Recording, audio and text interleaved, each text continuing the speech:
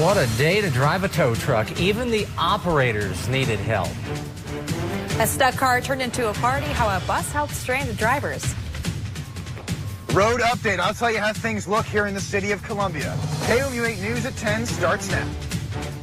From Studio 8A, coverage you can count on in high definition. This is KOMU-8 News at 10. Mid-Missouri drivers took to the streets and highways today. It was not a pretty sight. Good evening, everyone. I'm Jim Reek. And I'm Veronica Palavagna. The snow has finally come to a stop, but now sleet is raining down. From preschools to universities, more than 160 schools have canceled classes tomorrow. That includes the University of Missouri. We have a team of reporters standing by to show you the conditions outside. But first, we begin our weather coverage with Chief Weathercaster Dave Schmidt. Well, thanks, Veronica and Jim. Well, MoDOT officially closed a stretch of Interstate 70 near the US 63 highway interchange after traffic there was at a standstill for hours. But it's looking a little better there now. KOMU-8's Dan Kennedy joins us live from the interchange of 70 and 63. Dan? Good evening. If you were out on the roads today, you know navigating them was a very tricky task for a lot of people. I'm live at the 70 and 63 connector where MoDOT earlier today shut down all 4 lanes of traffic from the 63 connector all the way to the Lake of the Woods exit. That's about a 2-mile stretch of road. Now, why did they do that, you ask? Well, MoDOT had to clear all traffic out of the way so they could start to move some of the stalled cars and start to move some of the ice and the snow out of the way. I want to show you a picture from earlier today when this storm was at its fiercest point. If you'll take a look at this, you'll see cars were bumper to bumper at that 70 and 63 connector. Now, that 3-hour closure was only supposed to last 2 hours until 5 o'clock, ended up lasting 5 hours. They just reopened this stretch of road at 8 o'clock this evening. It's not just in Columbia, though. If you'll take a look at this, Dan Kennedy, KOMU-8 News. The entire time he was on live, only one car went by, and that's at 63 and I-70. Not a lot of vehicles out on the road. So even though the roads are getting better tonight, you will face problems tomorrow morning. KOMU-8's Courtney Kincaid will join us live from Jefferson City in just a minute. But first, we have KOMU-8's Danny Spiewak live from one of the problem areas in Columbia. Danny? Well, of all the trouble spots in the city of Columbia, this one might be one of the very worst. This is Providence Road right before you get to Memorial Stand through the morning. And now let's send it to KOMU reporter Courtney Kincaid in Jefferson City. Thanks, Danny. Reporting live in Jefferson City, Courtney Kincaid, KOMU-8 News. All right, thanks, Courtney. Earlier today, KOMU-8 reporters hit the streets to find out how people in neighborhoods dealt with the snow-covered streets. We talked to many residents who told us leaving their residence was nearly impossible. Both Boone County and Columbia Public Works struggled to clear neighborhood roads. Boone County officials explained several snowplows became stuck in traffic jams on the highways. And those stuck vehicles caused quite a busy day for some businesses. While many people enjoyed their day off, some did not have that luxury.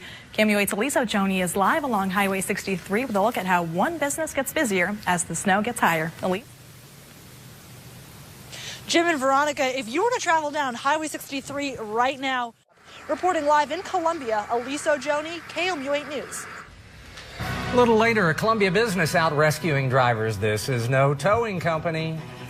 How one business used the snowy day to serve others. 4 wives and a murder later, Drew Peterson learns his fate.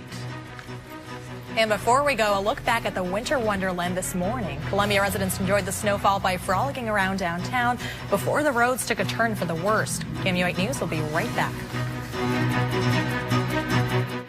People were snowed in today. Some actually struggled through snowdrifts to serve others. It was almost like meals on snowshoes, not wheels, as volunteers delivered 100 meals to Columbia residents today.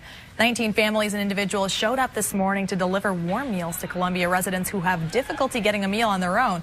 The director for Meals on Wheels, Jonetta Weaver, knew today would be busy, so she planned ahead and called for reinforcements last night.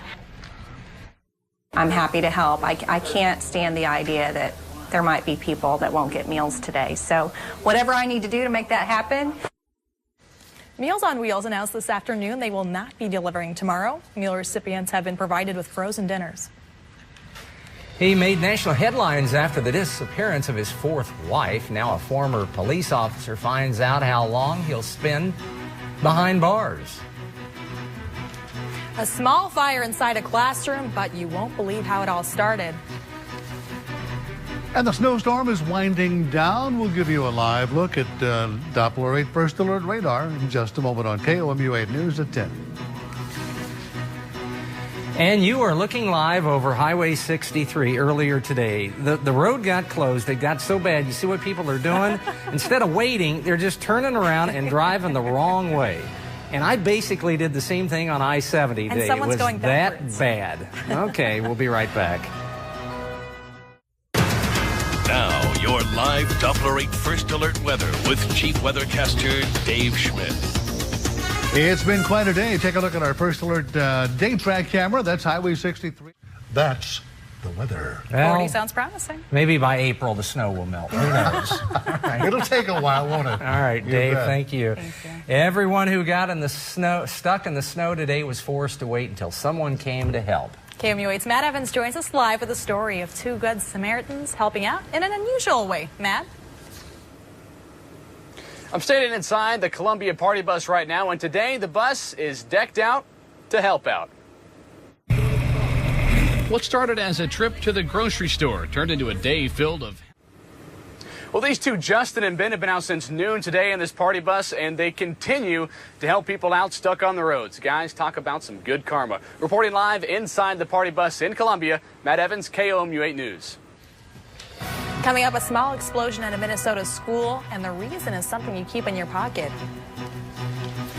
He once said he would never get caught. Tonight, a former police officer learns his fate.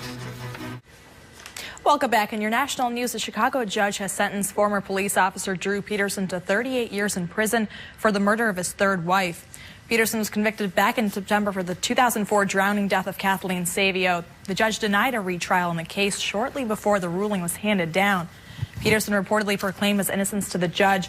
While Illinois does not have the death penalty, the 59-year-old had faced a maximum sentence of 60 years in prison. He is expected to serve out his entire sentence.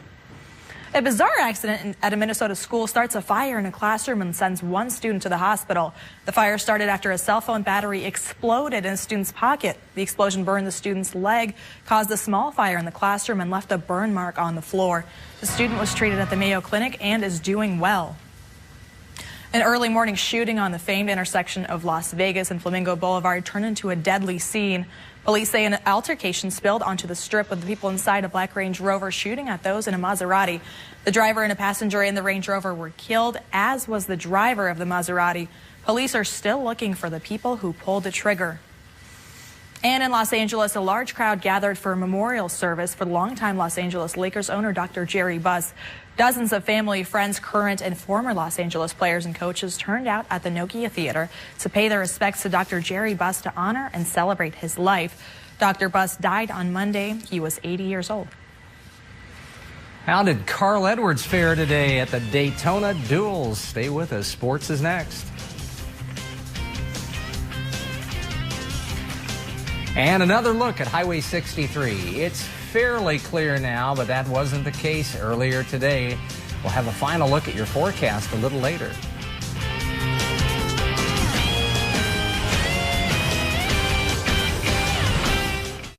Now, from the Ford Sports Desk, KOMU 8 Sports with Chris Gervino. Hello, everyone.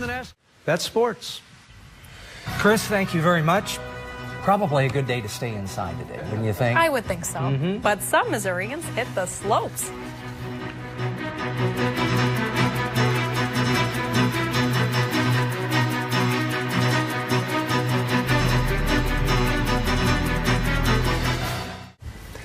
While many Mid-Missourians cozied up inside today, one guy didn't let a little snow stop him from taking part in his favorite sport.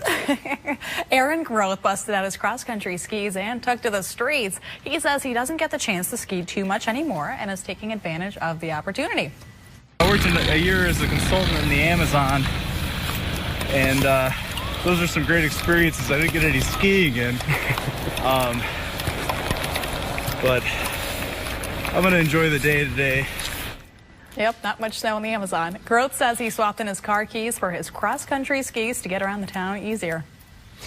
Coming up on KOMU 8 News today, We'll keep you updated with the closings, but let me just say, if your school hasn't closed already, there's something wrong. You should transfer.